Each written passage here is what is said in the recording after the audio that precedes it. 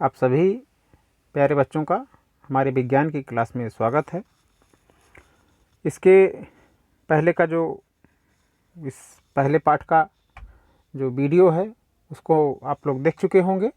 उसमें हमने पहला पाठ जो रासायनिक अभिक्रियाएं एवं समीकरण है उससे संबंधित दो टॉपिक्स पढ़ा चुके हैं उसमें। और पहले लेसन में जहाँ यह पढ़ाया गया था कि रासायनिक अभिक्रिया किसे कहते हैं, रासायनिक समीकरण किसे कहते हैं और रासायनिक समीकरण को कैसे लिखा जाता है, यह चीज़ हमने पहले लेसन में पढ़ी। फिर दूसरे लेसन में हमने रासायनिक समीकरणों को संतुलित करने की प्रक्रिया हीट एंड ट्रायल विधि के बारे में पढ़ा कि कैसे एक रासायनिक समीकरण को 7 चरणों में को मिला करके उसे हम संतुलित करते हैं, और जो समीकरण संतुलित नहीं रहता है उसे कंकाली समीकरण या ढांचा समीकरण के नाम से जानते हैं। तो अभी तक के 2 लेक्चर में यह हम सब देख चुके हैं। आज उसके आगे हम रासायनिक अभिक्रियाएं एवं समीकरण पाठ के तीसरे पाठ की शुरुआत कर रहे हैं। तो देखिए इसमें क्या आज के लेसन में हमारा टॉपिक है। जो महत्वपूर्ण बिंदु हैं इस आज के लेक्चर के क्लास के वह हैं कि रासायनिक अभिक्रियाओं के प्रकार, यह रासायनिक अभिक्रियाएं कितने प्रकार की होती हैं। हम बहुत चीज़ें जान चुके हैं रासायनिक अभिक्रिया के बारे में कि होती क्या है, कैसे समीकरण लिखा जाता है, और साथ में यह भी पढ़ चुके हैं उन्हें संतुलित कैसे किया जाता है। अब यह कितने प्रकार की होती हैं रासायनिक अभिक्रियाएं, इनके बारे में हमें जानना है।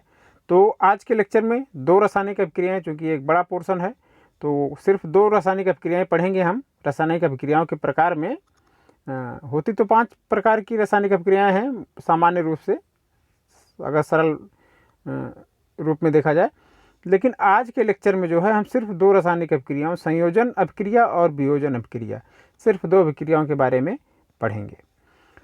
पहली चीज़ यह जान लें कि रासायनिक अभिक्रिया जो है, कोई भी रासायनिक अभिक्रिया है, उसमें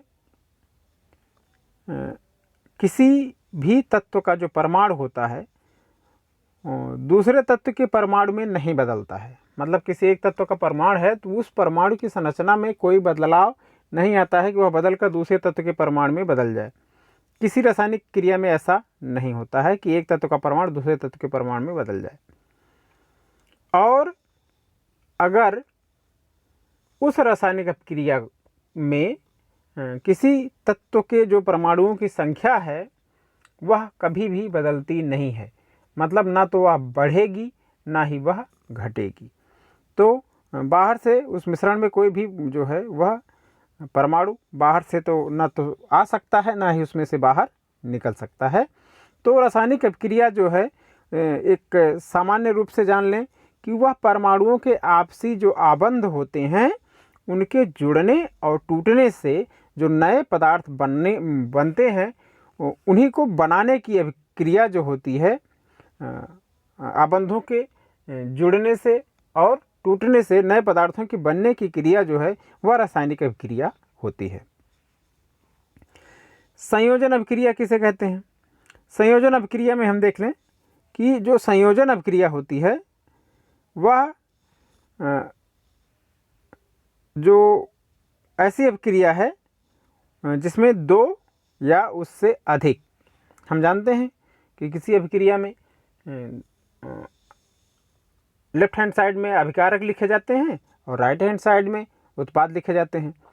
तो जो लेफ्ट हैंड साइड में लिखे हुए पदार्थ हैं जो अभिकारक कहलाते हैं, अगर किसी अभिक्रिया में 2 या 2 से अधिक अभिकारक मिल करके एक उत्पाद का निर्माण करते हैं, किसी एक उत्पाद को बनाते हैं, मतलब आपके LHS साइड में 2 पदार्थ हों, चाहे वह तत्व हों या यौगिक, और RHS साइड में सिर्फ एक पदार्थ हो, तो ऐसी अभिक्रिया को जो है उसे हम संयोजन अभिक्रिया कहते हैं। मतलब 2 या 2 से ज़्यादा पदार्थ को जब हम मिलाते हैं तो बनने वाला सिर्फ एक पदार्थ होता है, तो ऐसी अभिक्रिया को हम संयोजन अभिक्रिया कहते हैं।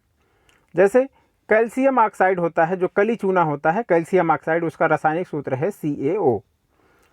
उसमें जब हम पानी डालते हैं, घरों में आपने देखा होगा कि जो सूखा चूना आता है बाज़ार से, उसमें जब पानी डालते हैं तो अपक्रिया करके जो है वह बुझे चूने, अर्थात जो बुझा चूना होता है जिसे लोग दीवार की पुताई में उपयोग करते हैं, खाने के लिए उपयोग करते हैं, वह बुझा चूना कहलाता है। बुझा हुआ चूना जो है वह कैल्शियम हाइड्रोक्साइड होता है। तो कैल्शियम ऑक्साइड में जब जल मिलाते हैं तो वह बुझे चूने अर्थात कैल्शियम हाइड्रोक्साइड का निर्माण करता है। कैल्शियम हाइड्रोक्साइड का रासायनिक सूत्र है Ca ब्रैकेट में OH और उसके नीचे 2। इसे हम पढ़ते हैं CaOH होल ट्वाइस। क्या पढ़ते हैं? Ca और उसके बाद ब्रैकेट में OH लिखा है, दोनों तरफ से ब्रैकेट लगा है, नीचे 2 लिखा है। इसे पढ़ते हैं CaOH होल ट्वाइस, या कह सकते हैं CaOH का 2। ठीक, तो आगे जो है यह इस अपक्रिया में कैल्शियम ऑक्साइड जो है वह पानी के साथ अपक्रिया करके कैल्शियम हाइड्रोक्साइड का निर्माण करता है। और इसमें हमने देखा है कि बहुत अधिक मात्रा में ऊष्मा उत्पन्न होती है। वह बर्तन जिसमें अपक्रिया हो रही होती है गर्म हो जाता है, हाथ डालिए तो हाथ जल सकता है, इतना अधिक मात्रा में ऊष्मा उत्पन्न होती है। तो इस अपक्रिया में 2 बातें हम देख रहे हैं। पहली चीज़ कि कैल्शियम ऑक्साइड जो है वह जल के साथ मिल करके कैल्शियम हाइड्रोक्साइड का निर्माण कर रहा है, और जिसमें बहुत अधिक मात्रा में ऊष्मा भी उत्पन्न हो रही है। तो सूत्र देख लें इसका, CaOS और H2O। CaO के आगे ध्यान से देखें, यहाँ पे CaO के आगे जो है बड़ा सा यहाँ पे S लिखा हुआ है। CaO कैल्शियम ऑक्साइड के आगे S लिखा हुआ ब्रैकेट में। तो जब हम रासायनिक समीकरण को संतुलित कर रहे थे वहाँ पर हमने बताया था कि किसी भी रासायनिक अपक्रिया में जो भी रासायनिक पदार्थ तत्व या यौगिक भाग ले रहे होते हैं उनकी जो भौतिक अवस्था होती है वह किस अवस्था में है, ठोस में है, द्रव में है, या गैसीय अवस्था में है, या विलयन की अवस्था में है, किस अवस्था में है, उससे हम उनके आगे ब्रैकेट में लिख देते हैं। तो CaO के आगे यहाँ S लिखा है, इसका मतलब यह सॉलिड, S मीन्स सॉलिड, ठोस अवस्था में है। H2O के आगे L लिखा है, इसका मतलब है लिक्विड अवस्था में है। वैसे ही यहाँ पे आपका CaOH पूरे का 2, इसके आगे जो है AQ लिखा है ब्रैकेट में। यह ब्रैकेट में जो लिखा गया है इस 2 के बाद यह AQ है, इसका अर्थ होता है एक्वस। जलीय विलयन को हम एक्वस कहते हैं किसी भी पदार्थ के। तो यहाँ पर कैल्शियम ऑक्साइड जब पानी से अपक्रिया करता है तो कैल्शियम हाइड्रोक्साइड बनता है, और उसके परिणाम स्वरूप बहुत अधिक मात्रा में ऊष्मा भी उत्पन्न होती है। तो इसमें कैल्शियम ऑक्साइड और पानी 2 अलग अलग पदार्थ हैं, दोनों मिलकर के एक उत्पाद बना रहे हैं, कैल्शियम हाइड्रोक्साइड। तो इस तरह की अपक्रिया को हम संयोजन अपक्रिया कहते हैं। जो बुझा हुआ चूना होता है वह अक्सर हम देखते हैं कि दीवारों पर पुताई के काम आता है, सफ़ेदी करने के काम आता है। और सफ़ेदी करने के बाद हम देखते हैं जब यह सूखता है 2 से 3 दिन में तो उसमें चमक बढ़ जाती है। होता क्या है कि यह जो कैल्शियम हाइड्रोक्साइड है, जो बुझा हुआ चूना है, जब उसको दीवार पे उसकी पुताई की जाती है तो वह वायु के संपर्क में आता है, और वायु में कार्बन डाइऑक्साइड उपस्थित होती है। वह कार्बन डाइऑक्साइड धीरे धीरे उस कैल्शियम हाइड्रोक्साइड बुझे हुए चूने से अपक्रिया करके दीवार के ऊपर जो है वह धीरे धीरे कैल्शियम कार्बोनेट की एक पतली परत को बना देता है, और जिससे दीवार की चमक बढ़ जाती है। इसका जो रासायनिक समीकरण है वह यह है कि CaOH whole twice aqueous medium में और CO2 गैसीय मीडियम में होता है, जो कि बनाता है कैल्शियम कार्बोनेट। इसे हम कैल्शियम कार्बोनेट का सूत्र जो है देखते हैं जैसे CaCO3, यह कैल्शियम कार्बोनेट का सूत्र है। और साथ में पानी जो है, जो लिक्विड होता है, वह भाप बनकर निकल जाता है और कैल्शियम कार्बोनेट दीवार पर लगा रहता है। इस तरह हम देख रहे हैं कि यह भी एक रासायनिक अभिक्रिया है जिसके द्वारा वह बुझा हुआ चूना दीवारों पर सफ़ेदी करने के बाद कैसे कैल्शियम कार्बोनेट में परिवर्तित हो जाता है। यहाँ एक इंटरेस्टिंग बात यह भी है कि कैल्शियम कार्बोनेट जो है CaCO3 यह संगमरमर का भी रासायनिक सूत्र होता है, और संगमरमर हम लोग जानते हैं कि बहुत ही चमकीला होता है, चमकदार होता है। तो कैल्शियम कार्बोनेट यह संगमरमर का रासायनिक सूत्र भी होता है, यह भी आप जानते रहें। कुछ दूसरे उदाहरण भी संयोजन अभिक्रिया के देख लेते हैं, कौन कौन से हैं। पहला, कार्बन जब ऑक्सीजन के साथ जुड़ता है तो कार्बन डाइऑक्साइड बनता है। कोई भी जैविक पदार्थ जब जलता है तो यह अभिक्रिया हमें देखने को मिलती है कि कार्बन और ऑक्सीजन के साथ जुड़ता है और कार्बन डाइऑक्साइड का निर्माण करता है। दूसरा उदाहरण यह है कि हाइड्रोजन जब ऑक्सीजन के साथ जुड़ता है तो जल के अणु का निर्माण होता है। तो यह भी एक संयोजन अभिक्रिया है जिसमें दो पदार्थ मिलकर के एक उत्पाद का निर्माण कर रहे हैं, पहली अभिक्रिया में भी और दूसरी अभिक्रिया में भी।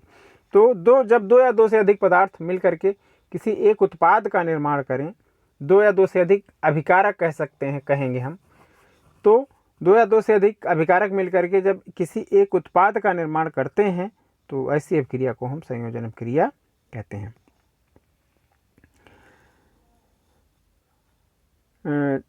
जिन अभिक्रियाओं में उत्पाद निर्माण के साथ साथ ऊष्मा भी उत्पन्न होती है, पहली अभिक्रिया में हमने देखा जहाँ कैल्शियम ऑक्साइड जो है बुझे चूने से अभिक्रिया करता है, यहाँ पर इस पेज पर यहाँ पे हमने देखा था कि इस अभिक्रिया में ऊष्मा भी उत्पन्न हो रही है। तो यह अभिक्रिया जो है संयोजन अभिक्रिया में कभी कभी कुछ अभिक्रियाओं में उत्पाद निर्माण के साथ साथ ऊष्मा भी उत्पन्न होती है। जिन अभिक्रियाओं में ऊष्मा उत्पन्न होती है उन्हें ऊष्माक्षेपी रासायनिक अभिक्रियाएं कहते हैं। तो संयोजन अभिक्रिया ऊष्माक्षेपी रासायनिक अभिक्रियाएं भी हो सकती हैं। जैसे उदाहरण देख लें इसका कि प्राकृतिक गैस का जो दहन होता है, प्राकृतिक गैस मतलब वही जो हम घरों में जलाते हैं सिलेंडर, तो प्राकृतिक गैस का जो दहन होता है उस सिलेंडर में भरा होता है CH4 मीथेन, और वह जब ऑक्सीजन के संपर्क में आके जलता है तो कार्बन डाइऑक्साइड बनता है और पानी बनता है, और साथ में बहुत मात्रा में ऊर्जा उत्पन्न होती है। तो ऊर्जा उत्पन्न हो रही है, यह भी एक ऊष्माक्षेपी अभिक्रिया है। इसके बाद श्वसन, जो जीव श्वसन करते हैं उसमें ग्लूकोज का मॉलिक्यूल होता है, जो रोटी खाते हैं, जो चावल खाते हैं आप, उसमें ग्लूकोज होता है, और वह ग्लूकोज ऑक्सीजन जो सांस लेते हैं उससे मिल कर के कार्बन डाइऑक्साइड पानी में टूट जाता है, और साथ में बहुत अधिक मात्रा में ऊर्जा भी उत्पन्न होती है, जो कि जीवों के जैविक कार्यों के लिए जो हमारी ताकत है वह यही ऊर्जा जो है हम हमारी ताकत के रूप में हमारे शरीर में पाई जाती है। तो श्वसन की क्रिया में भी जो है वह ऊर्जा उत्पन्न होती है, यह भी एक ऊष्माक्षेपी अभिक्रिया मानी जाती है, श्वसन भी। हम देखते हैं साग सब्जियां जो हैं जब उनका विघटन होता है तो वह भी गर्म हो जाती हैं। तो यह जो इनका विघटन है उसके विघटन से कंपोस्ट का निर्माण होता है। तो हरे जैविक पदार्थों से कोई भी हरी चीज़ है जब वो सड़ती है तो उसके सड़ने से कंपोस्ट खाद बनती है। यह भी एक ऊष्माक्षेपी अभिक्रिया का उदाहरण माना जाता है। तो संयोजन अभिक्रिया के बारे में हमने देख लिया कि संयोजन अभिक्रिया कैसे होती है और किस तरह ऊष्माक्षेपी अभिक्रिया होती है। अब इसके बाद देखते हैं दूसरे तरह की अभिक्रिया, वियोजन अभिक्रिया। वियोजन अभिक्रिया में क्या होता है, जब किसी अभिक्रिया में एक अभिकारक, अकेला अभिकारक टूट करके दो या दो से अधिक उत्पाद का निर्माण करता है तो उस अभिक्रिया को हम वियोजन अभिक्रिया कहते हैं। मतलब वहाँ पे हमने देखा था कि दो उत्पाद मिलकर के, दो अभिकारक मिलकर के एक उत्पाद बना रहे हैं इसके पहले वाली संयोजन अभिक्रिया में। लेकिन दूसरी अभिक्रिया जो वियोजन अभिक्रिया है, यहाँ पे हम देख रहे हैं कि एक कोई अभिकारक होता है, मतलब LHS साइड में एक पदार्थ रहता है, तो वह टूट करके जो है जब RHS साइड में उत्पाद का निर्माण करता है तो उनकी संख्या दो या दो से अधिक हो जाती है। अकेला पदार्थ टूट कई उत्पाद में बदल जाता है टूट करके।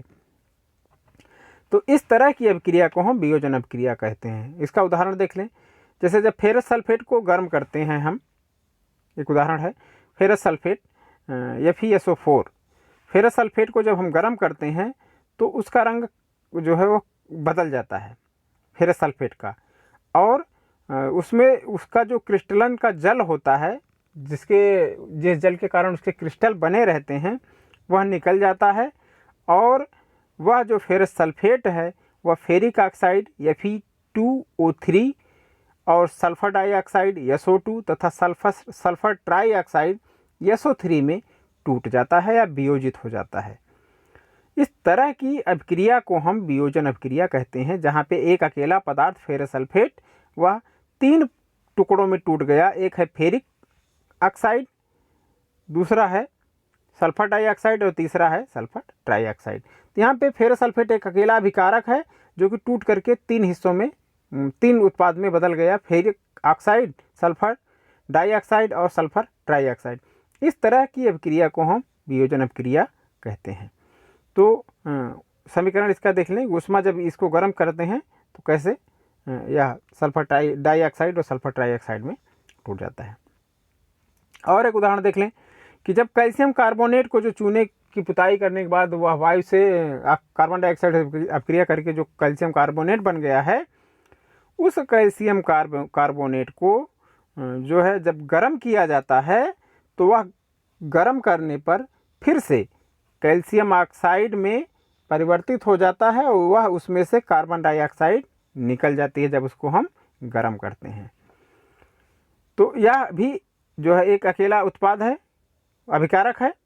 कैल्शियम कार्बोनेट भी अकेला अभिकारक है जो कि ऊष्मा देने पे गर्म करने पर कैल्शियम ऑक्साइड और कार्बन डाइऑक्साइड 2 उत्पादों में टूट जा रहा है। तो इस तरह की अभिक्रिया को जो है हम वियोजन अभिक्रिया कहते हैं। यह जो कैल्शियम ऑक्साइड है इसका बहुत ही औद्योगिक उपयोग होता है, यह सीमेंट उद्योग में बहुतायत मात्रा में उपयोग किया जाता है। तो इसे चूना पत्थर के नाम से भी जानते हैं। उसके बाद और एक उदाहरण देख लेते हैं, लेड नाइट्रेट। लेड नाइट्रेट को जब गर्म करते हैं तो यह भूरे रंग का धुआं इससे निकलता है। यह भूरे रंग का धुआं क्या होता है? यह भूरे रंग का जो धुआं निकलता है वह नाइट्रोजन ऑक्साइड होता है। लेड नाइट्रेट को गर्म करने पे एक भूरे रंग का धुआं निकलता है जो कि नाइट्रोजन ऑक्साइड NO2 का धुआं होता है। यह जो लेड नाइट्रेट है एक अभिकारक है, जब इसको गर्म करते हैं तो यह कई उत्पाद में टूट जाता है। मतलब जब इसको गर्म करेंगे आप तो हम देख सकते हैं कि ये Pb जो है वो हम देख रहे हैं लेड नाइट्रेट है 2PbNO3 होल ट्वाइस। आगे यस लिखा है, यस का मतलब हो गया कि यह ठोस अवस्था में है। जब इसको हम गर्म करते हैं तो यह lead oxide PbO, lead oxide का सूत्र है PbO में, और धन 4NO2, NO2 गैस के रूप में होता है। आगे G लिखा हुआ है, देख रहे हैं, G मतलब गैस, यस मतलब सॉलिड ठोस। यहाँ भी G जो है O का आगे O2 के आगे G लिखा है, इसका मतलब है गैसीय अवस्था में है। तो पदार्थों की भौतिक अवस्था भी उनके आगे लिखी रहती है अभिक्रियाओं में, हम यह जान चुके हैं। तो लेड नाइट्रेट को जब हम गर्म करते हैं, एक अकेला अभिकारक है, यह टूट करके लेड ऑक्साइड PbO तथा नाइट्रोजन ऑक्साइड NO2 और ऑक्सीजन में टूट जाता है, 3 उत्पाद बनाता है। तो इस तरह की अभिक्रिया को हम वियोजन अभिक्रिया कहते हैं। ऐसे ही जो सूर्य के प्रकाश में जब जो है वह श्वेत रंग का सिल्वर क्लोराइड होता है, एक पदार्थ होता है सिल्वर क्लोराइड, उसका रासायनिक सूत्र होता है AgCl। सिल्वर क्लोराइड का रासायनिक सूत्र AgCl होता है, और वह जो है जब सूर्य के प्रकाश में जो रखा जाता है तो वह धीरे धीरे धूसर रंग के में परिवर्तित हो जाता है। यह धूसर रंग क्या होता है? दरअसल वह सूर्य के प्रकाश में रखने पर AgCl जो है सिल्वर क्लोराइड जो सफ़ेद रंग का है, जब उसको सूर्य के प्रकाश में रखते हैं तो क्या होता है कि वह सिल्वर और क्लोरीन में टूट जाता है। सिल्वर अलग, क्लोरीन अलग, 2 हिस्सों में वह AgCl जो है Ag और Cl में टूट जाता है या वियोजित हो जाता है। ऐसी ही अभिक्रिया जो हम सिल्वर ब्रोमाइड में भी देखते हैं, जो कि Ag और Br में टूट जाता है। और सिल्वर ब्रोमाइड जो है, जो ब्लैक एंड वाइट फोटोग्राफी होती थी पहले, इस समय तो अब सब कैमरे का उपयोग करते हैं। ब्लैक एंड वाइट फ़ोटो बहुत शायद कुछ लोग देखे भी ना हो, लेकिन जब ब्लैक एंड वाइट फ़ोटो बनाई जाती थी तो उसमें जो फिल्म होती थी, जो रील होती थी, उस पर सिल्वर ब्रोमाइड की परत रहती थी, जिस पर सूर्य का प्रकाश जब पड़ता था तो वह जो है वहाँ से अपक्रिया करके वह उसमें से वह टूट जाता था सिल्वर ब्रोमाइड, और फोटो छप जाती थी। तो सिल्वर ब्रोमाइड में भी जो है यही अभिक्रिया होती है कि सूर्य के प्रकाश में पड़ने पर वह सिल्वर और ब्रोमाइड में टूट जाता है। तो वह दोनों AgCl और AgBr दोनों चीज़ें जो हैं वह सूर्य के प्रकाश में जब पड़ती हैं तो उनमें वियोजन या अभिक्रिया हम देखने को पाते हैं। तो जो सिल्वर क्लोराइड का श्वेत रंग है धूसर रंग में क्यों परिवर्तित हो गया, आपको पता चल गया होगा, आपको मालूम हो गया होगा। और जो फोटोग्राफिक प्लेट होती है उस पर जो सिल्वर ब्रोमाइड रहती है उसमें कैसी अभिक्रिया होती है अभी हम देख लिए। एक चीज़ ध्यान देने वाली बात है कि जब वियोजन अभिक्रिया होती है तो हमेशा हमें तापन, ऊष्मा या विद्युत का उपयोग करना पड़ता है।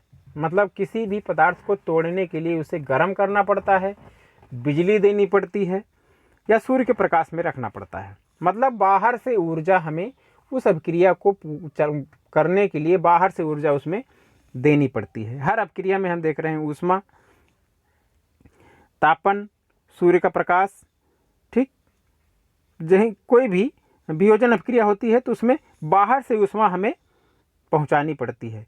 तो इस तरह जो अभिक्रियाएं होती हैं जिनमें हमें बाहर से ऊष्मा की ज़रूरत होती है, बाहर से ऊष्मा इन्हें देनी पड़ती है, अर्थात यह इन अभिक्रियाओं में ऊष्मा अवशोषित होती है, ऊष्मा को सोखती हैं, तब वह अभिक्रिया रासायनिक अभिक्रिया होती है। तो वियोजन अभिक्रिया में अभिकारकों को तोड़ने के लिए ऊष्मा, प्रकाश या विद्युत ऊर्जा की ज़रूरत होती है, क्योंकि इन अभिक्रियाओं में ऊष्मा अवशोषित हो रही है, इसलिए इन अभिक्रियाओं को हम ऊष्माशोषी अभिक्रिया भी कहते हैं। तो दो चीज़ें हमें, एक ऊष्माक्षेपी अभिक्रिया जहाँ पे ऊष्मा निकलती है रासायनिक अभिक्रिया होने पे, जैसे कैल्शियम चूने की पानी के साथ जो अभिक्रिया होती है, कैल्शियम ऑक्साइड पानी से अभिक्रिया करके कैल्शियम हाइड्रोक्साइड बनाता है, वहाँ पे हमने देखा। और यहाँ पे हम देख रहे हैं जो भी वियोजन अभिक्रिया है जहाँ पे हम पदार्थों को तोड़ना पड़ता है, वहाँ से बाहर से ऊर्जा देनी पड़ती है, तो ऐसी अभिक्रियाओं को ऊष्माशोषी अभिक्रिया कहते हैं। तो यह था आज का लेसन जो कि रिलेटेड था जो है रासायनिक अभिक्रियाओं के प्रकार से, जिसमें हम दो तरह की अभिक्रियाओं के बारे में हमने पढ़ा। पहला है संयोजन अभिक्रिया, दूसरा है वियोजन अभिक्रिया। अब इससे संबंधित कुछ जो है वह होमवर्क दिया गया है, दिया जा रहा है आपको, इसको भी देख लेंगे और करके भेजेंगे। पहला क्वेश्चन है कि संयोजन अभिक्रिया किसे कहते हैं, उदाहरण सहित बताएं। हमने बताया है बहुत अच्छे से संयोजन अभिक्रिया के बारे में। दूसरा, ऊष्माक्षेपी अभिक्रिया किसे कहते हैं, उदाहरण भी लिखें। ऊष्माक्षेपी अभिक्रिया की कौन से ऐसे अभिक्रिया, चूने और पानी वाली अभिक्रिया हमने बताया है कि कैसे ऊष्मा निकलती है, उसका उदाहरण भी लिखना है, तो ऊष्माक्षेपी अभिक्रिया भी आप लिख सकते हैं। वियोजन अभिक्रिया किसे कहते हैं, उदाहरण दे। वियोजन अभिक्रिया का कोई एक उदाहरण सहित जो है इसकी परिभाषा लिखनी है कि वियोजन अभिक्रिया किसे कहते हैं, उसके साथ एक उदाहरण भी आप लिख देंगे तो इसका उत्तर हो जाएगा। श्वेत रंग का सिल्वर क्लोराइड सूर्य के प्रकाश में धूसर रंग में क्यों परिवर्तित हो जाता है, क्यों सिल्वर क्लोराइड, सिल्वर ब्रोमाइड वाली जो अभिक्रिया है हमने बताई है वह इसका उत्तर होगी। तो यह सारी चीज़ें हमें आज के लेसन्स में इन सारे प्रश्नों के उत्तर हमें मिल जाएंगे। तो हमें अपेक्षा करते हैं कि आप बेहतर तरीके से इनके उत्तर लिख के हमें भेजेंगे। बाकी मिलते हैं आपसे हम नेक्स्ट टॉपिक के साथ। तब तक घर पे रहें और लॉकडाउन के नियमों का पालन करें, अपने को सुरक्षित रखें, बार बार साबुन से हाथ धोएं, बाहर निकलने पे मास्क का उपयोग करें, घर पर रहें, पढ़ते रहें, स्वस्थ रहें। बहुत बहुत शुभकामनाएं।